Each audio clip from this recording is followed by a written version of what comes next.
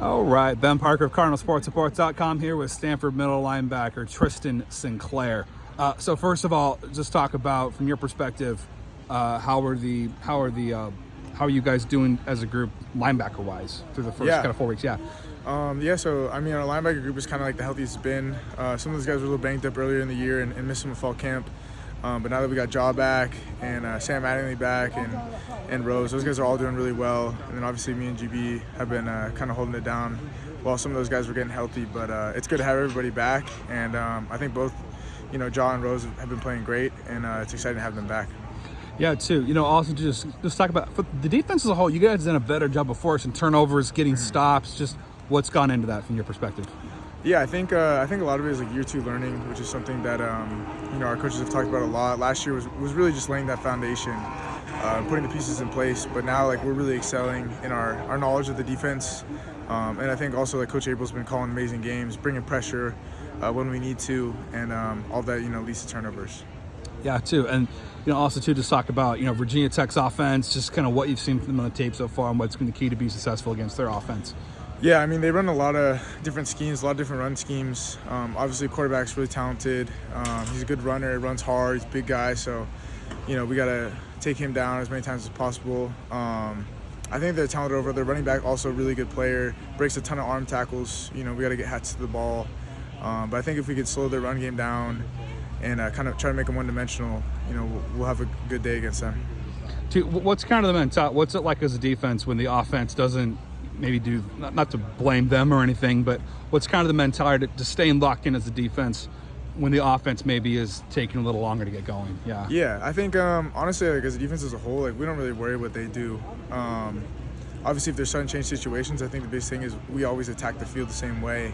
And anytime we get to play, we're excited to play. So, if offense is a pick or turns the ball over, it's just another opportunity to go out and play. And I think that's really a mentality that guys on the defense have taken on, and it's kind of our personality. We run out there juiced up, after interception, turnover, whatever, and that's how we take the field. And I think it turns, we've had some good set and change moments. So as a defense, and I think that's from our personality there. You're a hard-hitting player. You had a good hit on Saturday, I think. I'm sure several, but there's one that kind of stood out. But how do you kind of maintain your physicality and intensity in delivering big hits in an era when you experienced it firsthand last year with targeting? Just how do you kind of maintain that intensity and hard hitting in this kind of modern era where flags are a bit more sensitive? Yeah, it is tough. I mean, obviously, I think that everyone kind of knows football is an offensive game these days, and there's certain sensitive people like a quarterback who's sliding, or a quarterback throwing the ball. We have to be really careful, and I think that's something that I've tried to fix in my game. Where last year I might have let loose a couple times on a couple hits, and this year I've kind of pulled back. And knowing when the quarterback's getting the ball out, I can't really finish it and bury him into the ground or anything like that. But obviously also we teach strike zone tackle, so whenever trying to go hit somebody high, it's always strike zone, thighs to the midline. So I think those are ways where you can kind of combat it. And obviously it's good for the game. Try to keep everyone safe. But it is a bit of an offensive game these days. Yeah. Who was your favorite? Who was kind of the hardest hitter you grew up watching that you kind of idolized? Man, I want to hit like that guy. Shoot. Honestly, I can't think of one off the top of my head. I mean, there's a lot of great linebackers. I like watching Luke Kuechly play as a kid. He would come downhill and smoke people sometimes. And obviously just the way his style of play, where he's talking, communicating a bunch. I love watching him play.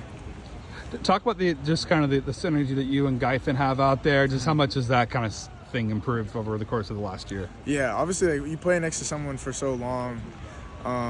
The communication is always on point, and even nonverbal stuff. We'll just look at each other and kind of give each other hand signal or whatever it is. But we always kind of know what each other is thinking, and we know when to kind of override if one of us is making a mistake or making the wrong call. We can override and trust each other, which is just something you get when you play next to someone for so long. Just talk about the in-helmet communication. I believe you as middle linebackers. Yeah. Which one is it? You that gets it, or Geithen, or which one of you guys has the in-helmet usually? Yeah, usually if me and GB are in, I'll have it. But if I'm out, GB will have it, and Rose has it sometimes as well too. So it's kind of a rotation. We all have the helmet for it. It just kind of depends on who's in. Yeah, and just how has that experience been? Sure. Yeah, for you, yeah. Yeah, I mean, obviously it's great. having coaches like Coach D'Onofrio so experienced, and he sees the formation and he's signaling in my helmet like, alert mesh, or whatever it is. And he's got it upstairs. Like he's a brilliant coach, and he can see stuff before it happens. And it's like having him right there with me, talking to me. So it's been awesome.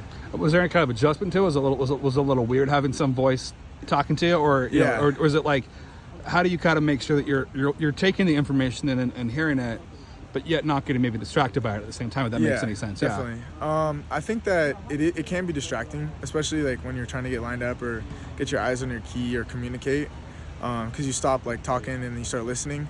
But I think we do a good job of kind of trying to keep the communication early, and then down to as soon as they break the huddle or set up in the formation.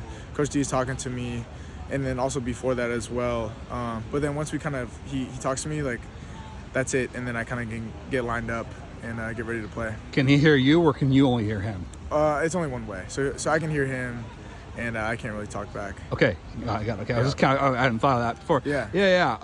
As far as just kind of kind of last question for you, just kind of thoughts on being back home after 2 weeks. Yeah. Just kind of how nice is it to be back on the farm after a 2-week road trip? East Coast. Yeah. It's definitely great to be back. I think no travel is definitely nice. You get an extra night or two of good sleep.